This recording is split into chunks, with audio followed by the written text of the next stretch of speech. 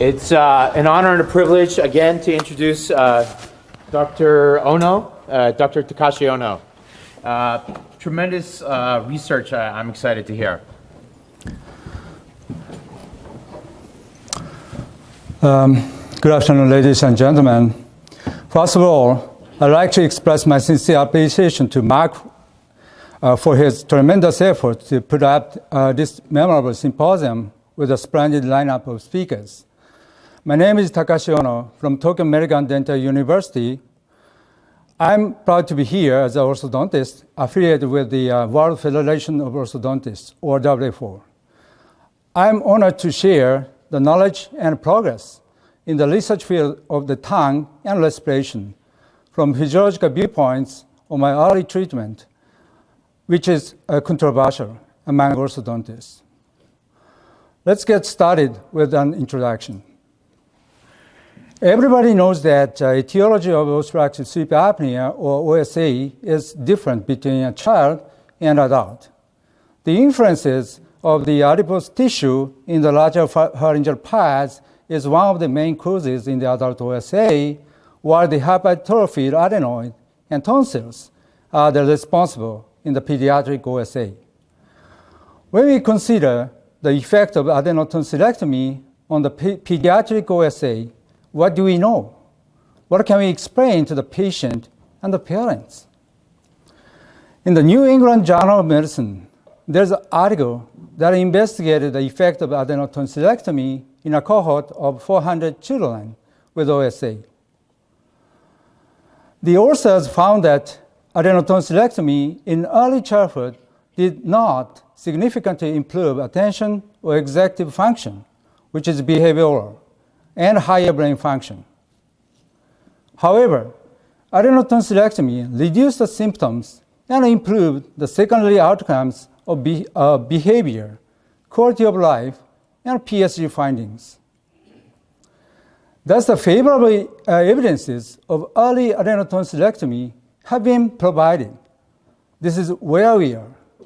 In other words, we should realize that correction of respiratory dysfunction in early life does have the significant effects. To tell you the truth, I studied researches in the field of respiration while I was in the PhD program some 30 years ago. During the PhD program at TMDU in Tokyo, I usually spent whole day in the laboratory of Department of Physiology to pursue the studies on respiratory controlling mechanisms of the tongue movement in the cats. Let me introduce some findings in the context of the theme of this symposium. Imagine that you are looking at the spontaneous membrane potentials in the hypoglossal motor neuron, which is the final output to the tongue muscles.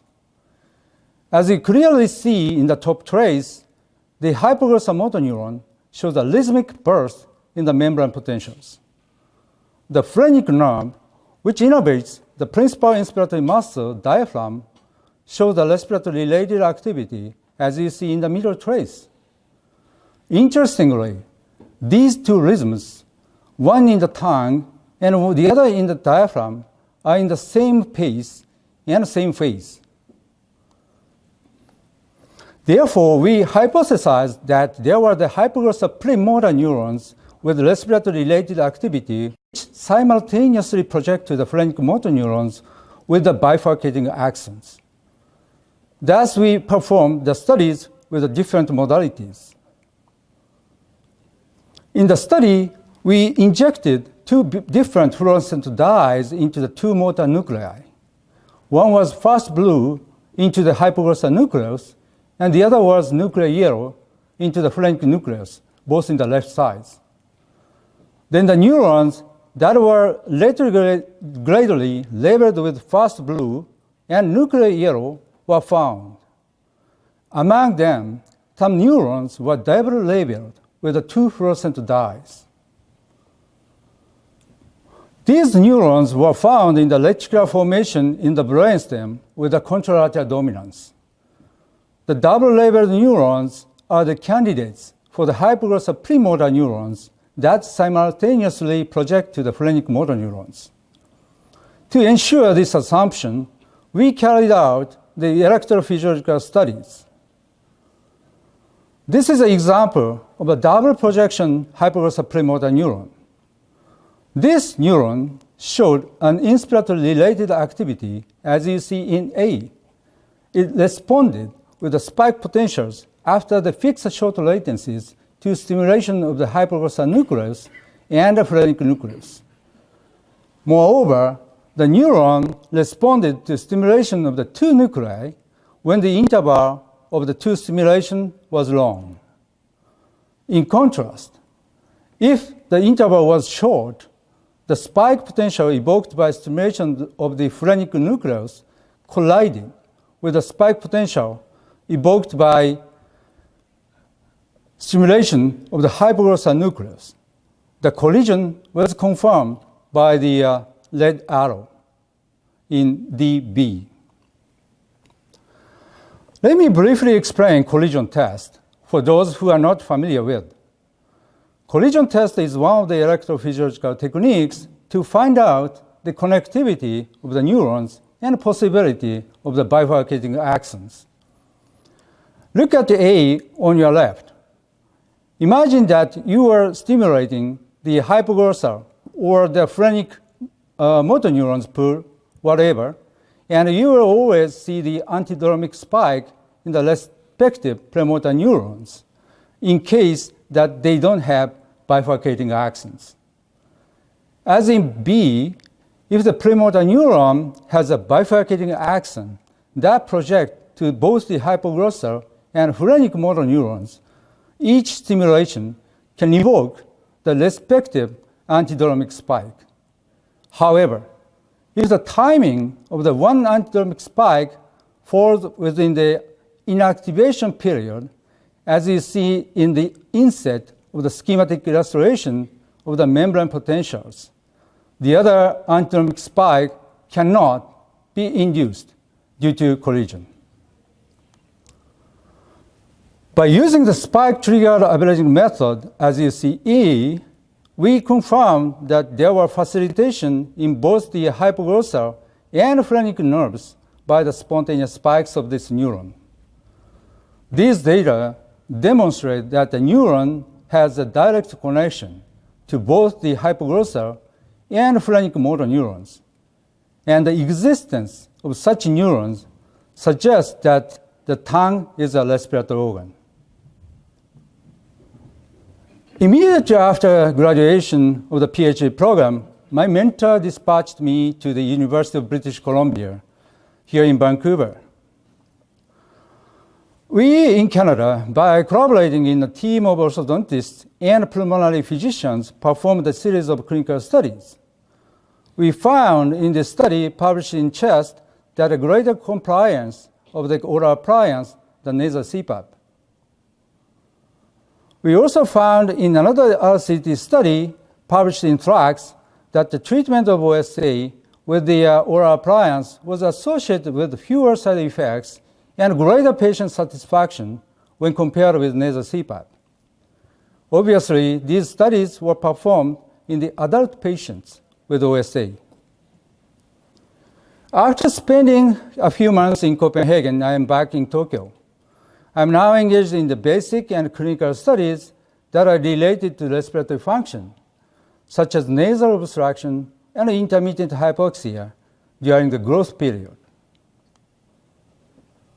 In the second part, I would like to talk about what happens to the craniofacial growth if there is a respiratory dysfunction. In humans, it is known that there are two peaks in the occurrence of the sleep disordered breathing, or SDB, in the life.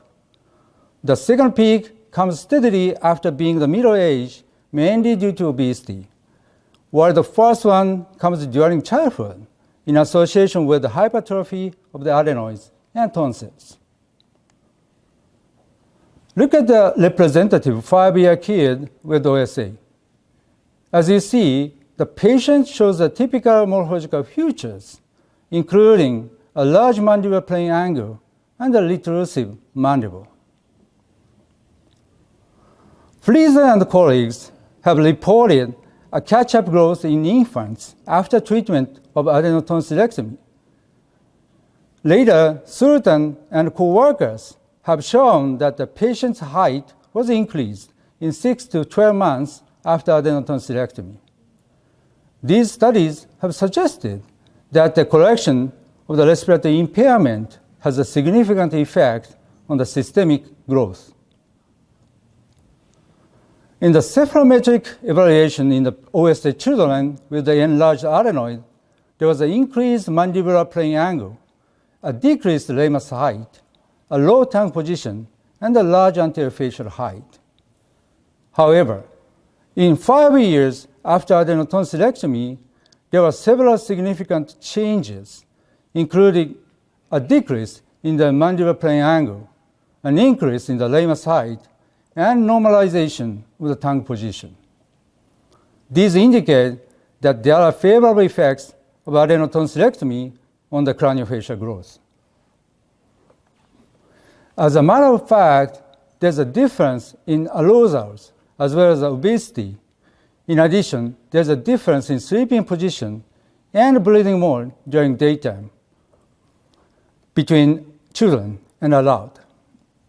Moreover, as I mentioned earlier, the major cause of pediatric OSA is adenotonsillar hypertrophy, but not in the adults. Growth retardation is seen in children with OSA, and adenotonsillectomy is very curative for those patients. So there are many differences between pediatric and adult OSA. Now let me go a bit further into pediatric OSA, or POSA.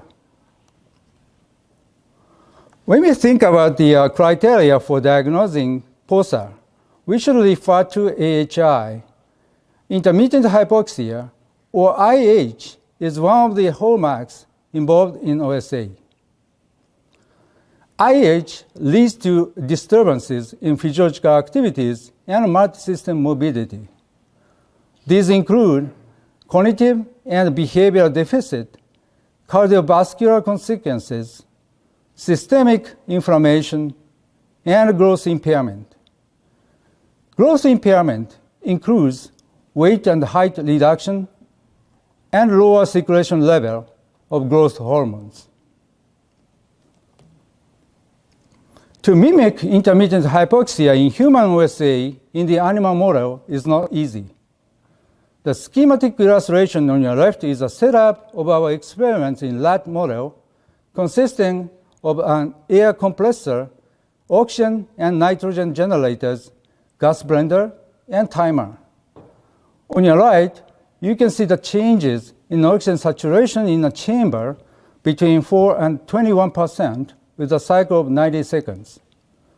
The table shows the changes in the arterial blood gas concentrations in a 7-week rat.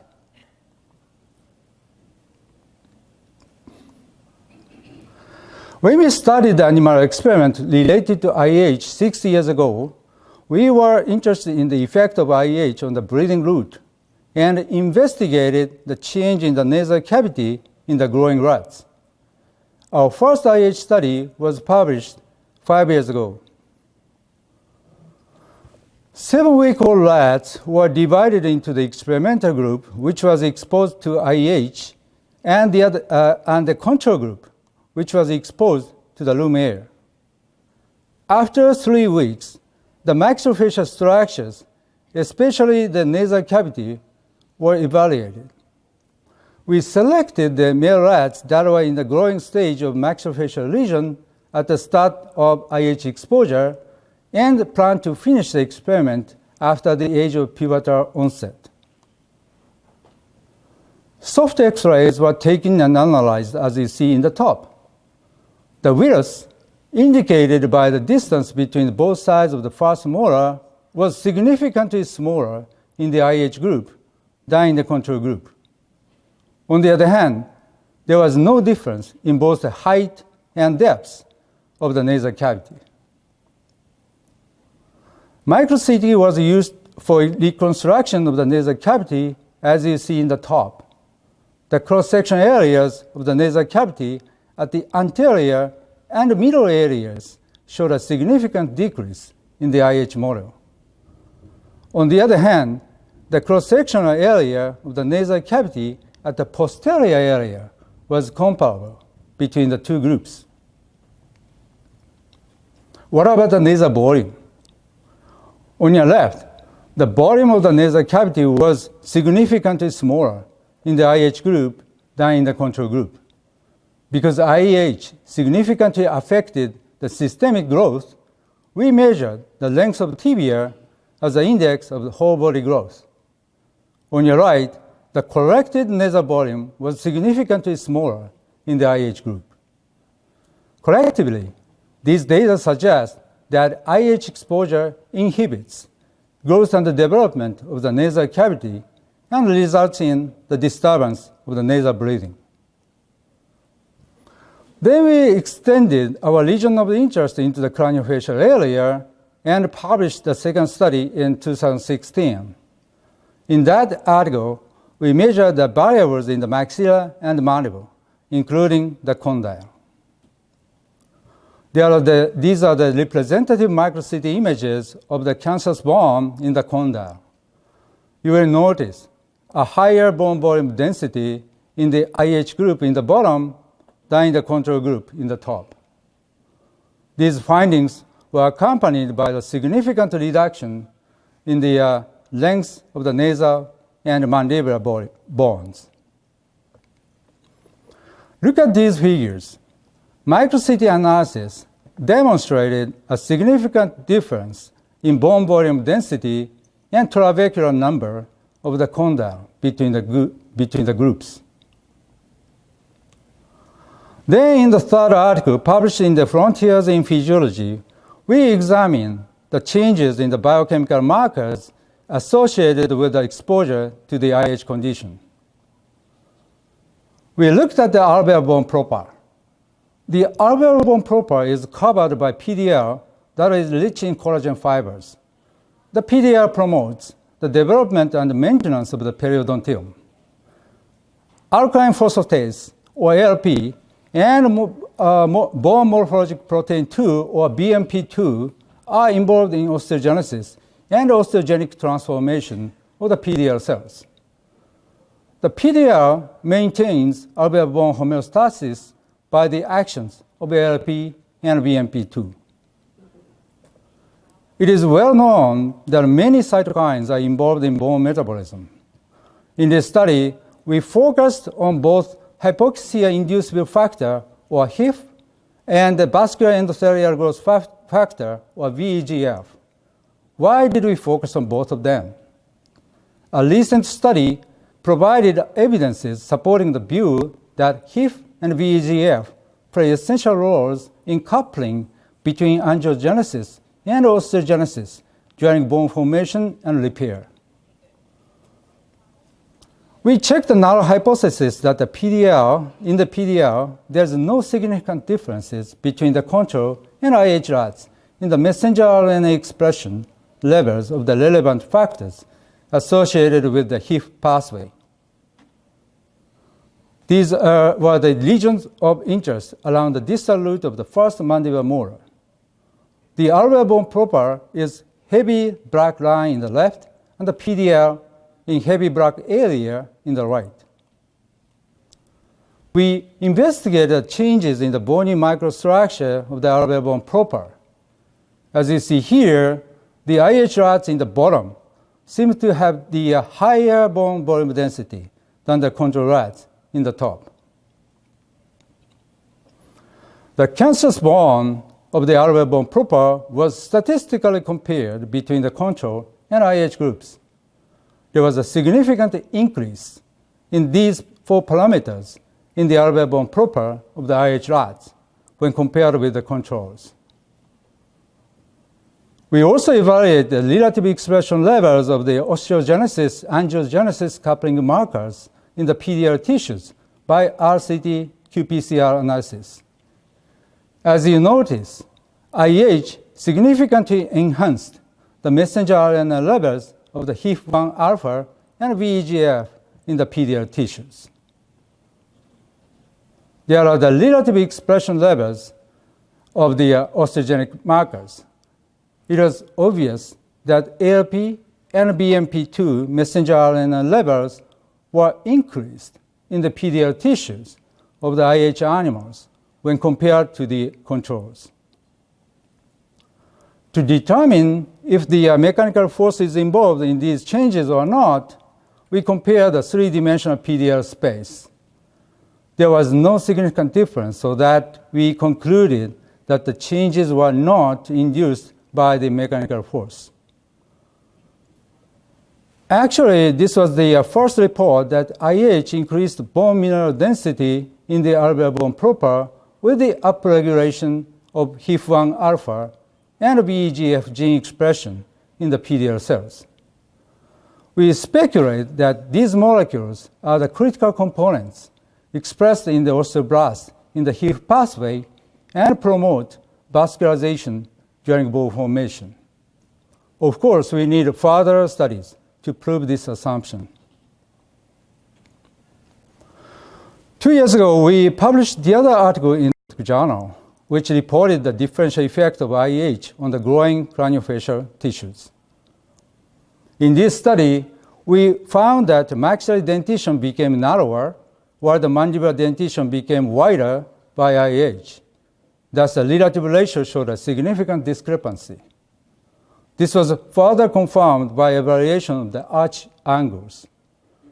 Since we speculated the involvement of the tongue in this change, we determined several landmarks, as you see in the left, in the tongue and measured.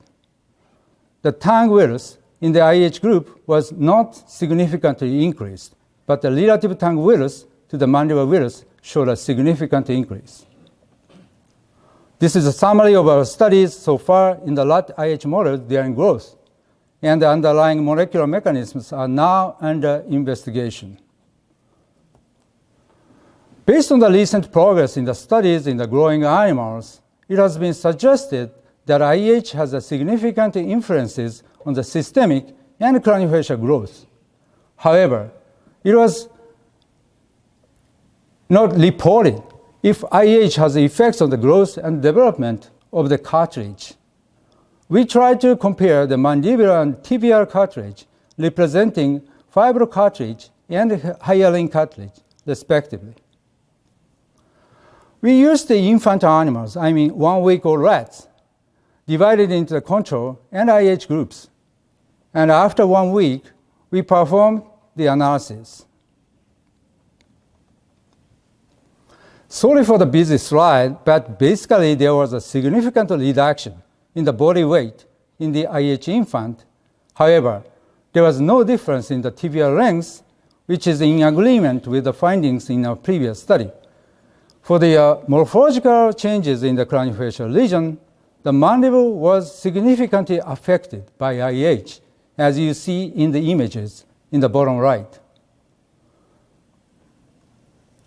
It was also found that IH induced significantly higher bone mineral density and volumetric bone mineral density in the condyle.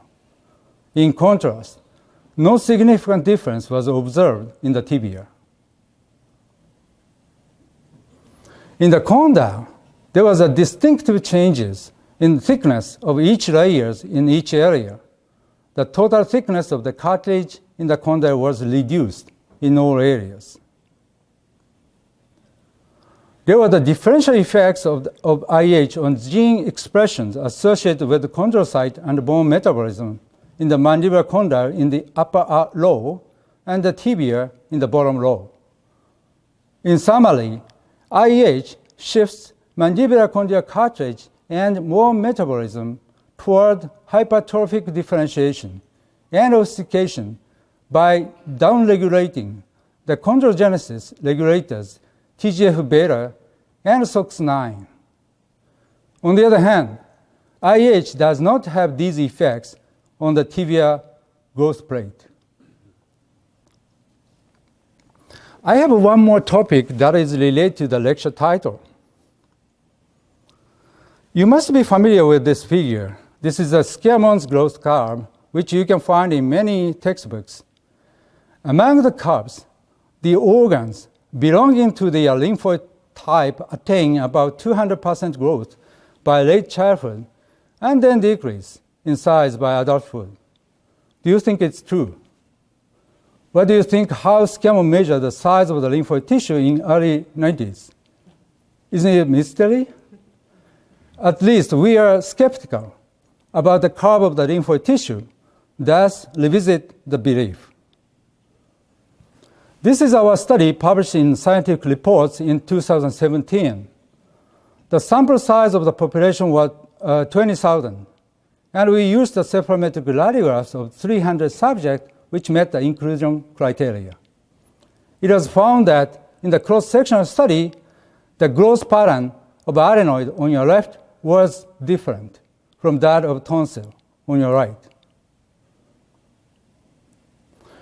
After the cross-sectional study, we performed the longitudinal study to re-examine the Scamon's curves for the lymphoid tissue using a population of 23,000 subjects.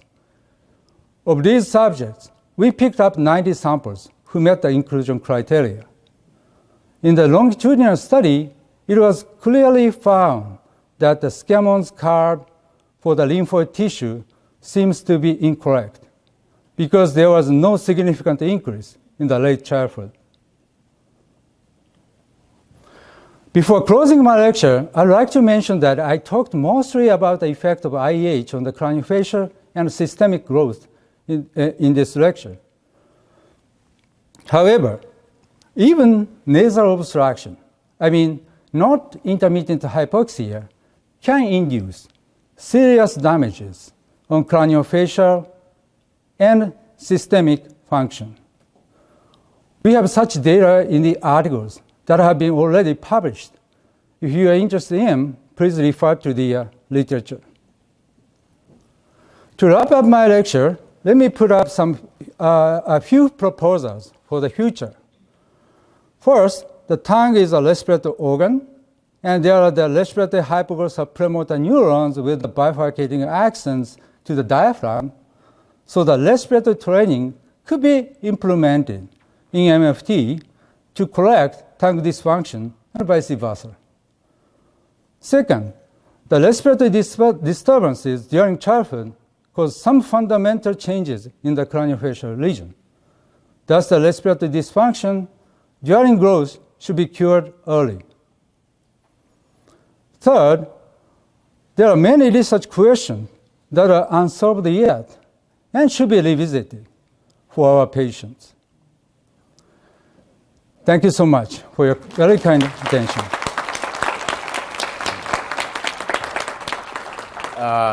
I'd like to thank you, Dr. Ono. I think you have profoundly advanced our knowledge about the pathogenesis of obstructive sleep apnea and the potential correlation therein of orofacial myofunctional disorders.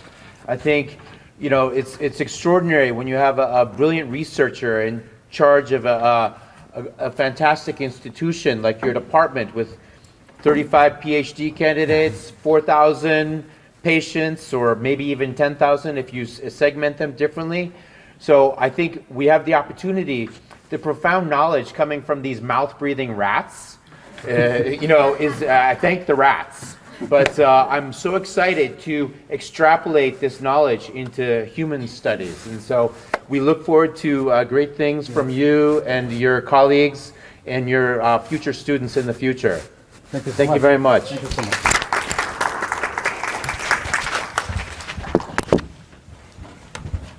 So while we switch, sorry, 1 second. Dr. Ono is dashing off to go lecture in Nanjing, China. He came in just to give this lecture to Vancouver. So thank you very much. So we can certainly follow up with questions. I know he's off to catch a flight at the airport.